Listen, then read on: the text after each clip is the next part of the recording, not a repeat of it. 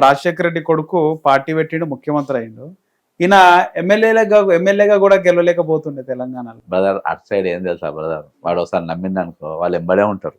నేను మన అట్లా దగ్గర తెలంగాణలో నమ్మకం ఎవరు నమ్మితే అనుకుంటే వస్తారు తెలంగాణలో. అంతే. ఎవరైతే ఫాలోవర్లా నేను నమ్మి నేను రాజకీయంలో దిగితే ఫస్ట్ నువ్వు నా గొంతేగా వస్తావు కదా. వాళ్ళు నమ్మిన వాళ్ళ కోసం ఏది నేను పార్టీ బ్రదర్ ఇవాళ నేను పార్టీ సస్పెండ్ అయ్యి 3 నెలలు అయింది. అన్ని పార్టీలో పిలిచిండ్రు. వేరోడైతే కళ్ళు మూసుకొని తెరిచేలోపు కండువా కప్పుకునేటోడు బీజేపీతో. నాకు లైసెన్స్ ఉంది పార్టీ మారిని. నేనే ఎప్పుడు ఏ పార్టీ మారలే. ఇక్కడ మన స్తబ్దంగా తెలంగాణ వనరుల రక్షణ సేన అని పెట్టుకున్నా. నేను ఎవరు విలువద్దని పార్టీలకు అని చెప్పి నేను దాని మీద కార్యక్రమాలు చేసుకుంటూ పోతాను. వెళ్ళిపోతారు. ఇవాళకి చెప్తున్నా కదా, ఇవాళకి మా గురించి అరే పల్లానరే ఇన్ని రోజులకి వెళ్ళి కష్టపడుతుండు, ఇన్ని రోజులు పార్టీకి కష్టపడ్డాడు, ఇవాళ అధికారంలోకి వచ్చినాం అని చెప్పి ఒక మంత్రి కానీ ఎవరు కానీ మాట్లాడటం లేరు కదా. ఇవాళ సన్నిహితులు కూడా ఉన్నారు మంత్రుల్లో. రోజు తెల్లాలేస్తే గంటలు రోజులు కలిసి రాత్రి పండుకొని ఒకటే రూమ్లో తిని పండుకొని లేచిన వాళ్ళం మంత్రులు అయి ఉన్నారు ఈరోజు. అదే కదా మాట్లాడతలేరంటే అంటే వాళ్ళ స్వార్థం అంత భయంకరంగా ఉంటుంది. వాళ్ళ స్వార్థం ఉండదు పైన వాళ్ళది. మేము తినకున్నా మా మనిషి తినాలి. అందుకని ఈరోజు ఆంధ్ర లీడర్ సక్సెస్ఫుల్గా ఉంటారు.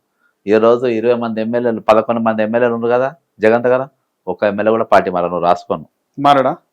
ఒక్క ఎమ్మెల్యే మారాడు, మీరు రాసుకోండి. మీరు మన దగ్గర కథమే ఇక వరుస పెడతారు. ఇక లుచ్చా నా కొడుకులు ఇక్కడ లుచ్చగా అంటుంటా కదా, మారుతూనే ఉంటారు అంతే.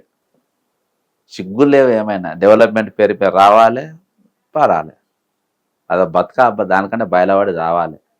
12 మంది ఎమ్మెల్యేలు మారినప్పుడు నేను ప్రతి అసెంబ్లీ సెషన్లో పోయి వాళ్ళ బ్యానర్ పట్టుకొని అసెంబ్లీ గారి గేట్ కానీ నిలబడేది, అరెస్ట్ అయ్యేది. ప్రతి అసెంబ్లీ సెషన్ నేను తప్పే కూడా మాట్లాడాలి. 12 మంది ఎమ్మెల్యేలు పార్టీ మారితే ఆ లుచ్చా నా 18లో ఎంతమంది గెలిచారు సార్? 19 మందా? 2018లో 19.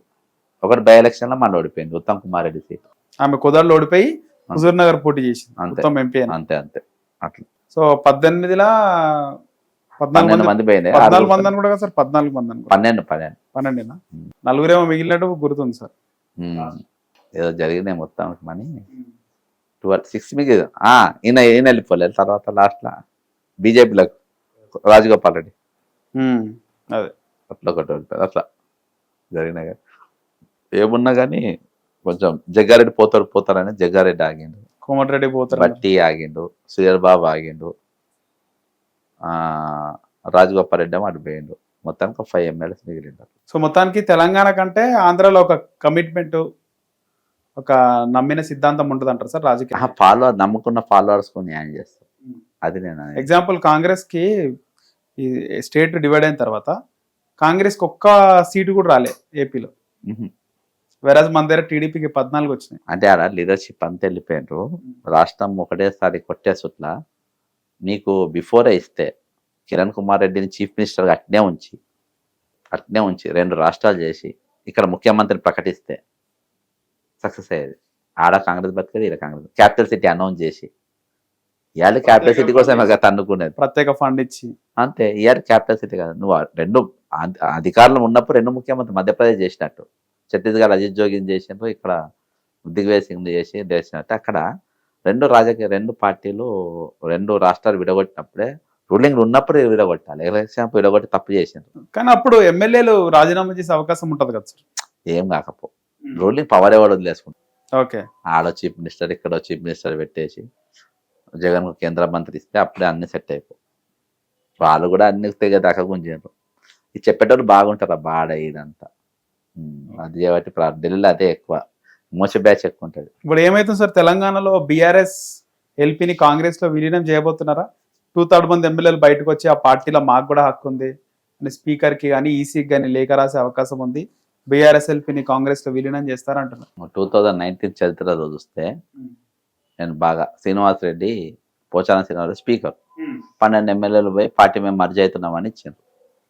అప్పుడు నేను చాలా పెద్ద యుద్ధమే చేసినాం. అప్పుడు చేసిండ్రు. ఏమైంది? కాంగ్రెస్ పార్టీ అధికారం రాలేదా? ఏమైతే మర్జీ చేస్తే ఆయన అసెంబ్లీ రాకుండా హ్యాపీగా ఉంటాడు. ఎలక్షన్లు అప్పుడు పార్టీలో సెంటిమెంట్ మారుతుంది, కిందికి మీదకి అవుతుంది, పార్టీలు ప్రజల్లో ఉండొచ్చు తిరిగి వచ్చి అంతే. ఇప్పుడు ఇవాళ పబ్లిక్లో పెద్ద వ్యాక్యూమ్ ఉంది. 6 నెలల్లో కాంగ్రెస్ పార్టీ మీద భయంకరమైన వ్యతిరేకత వచ్చింది షార్ట్ పీరియడ్లో. గ్రామ పంచాయతీ ఎలక్షన్ పెట్టి మా దమ్మంటే ఇప్పుడు ఎంపీటీసీ జెడ్పీటీసీ ఎలక్షన్ పెట్టమను, పంచాయతీ ఎలక్షన్స్ ఉన్నాయి, జిహెచ్ఎంసీ ఉన్నాయి. భయంకరంగా రచ్చ ఓడిపోతాయి.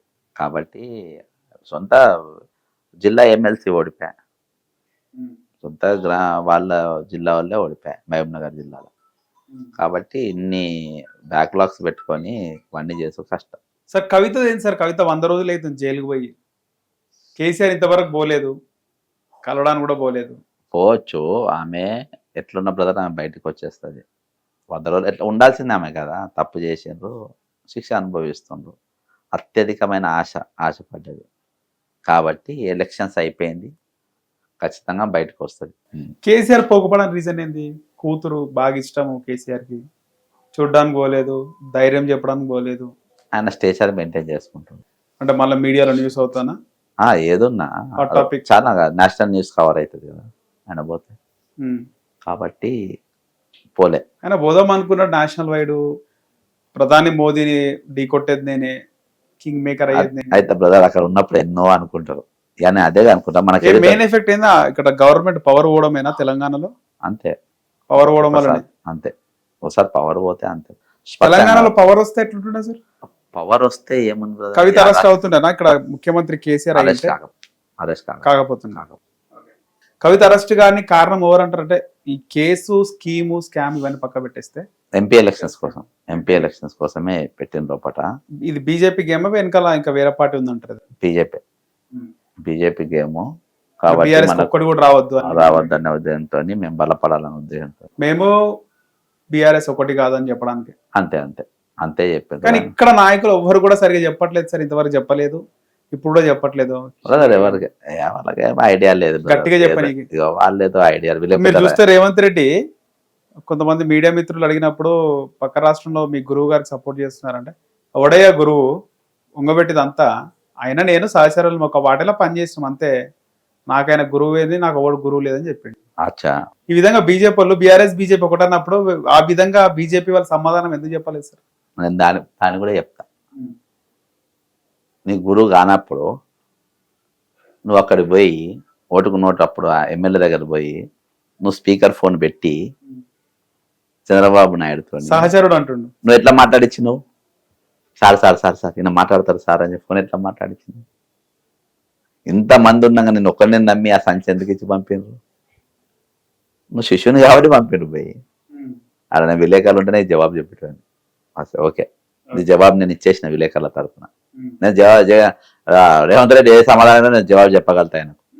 అంత ఈ విధంగా ఎందుకు పెంచుకున్నారు రేవంత్ రెడ్డి మీద కోపమే ఉంది కదా, నువ్వు అడిగిందే చెప్పిన కదా.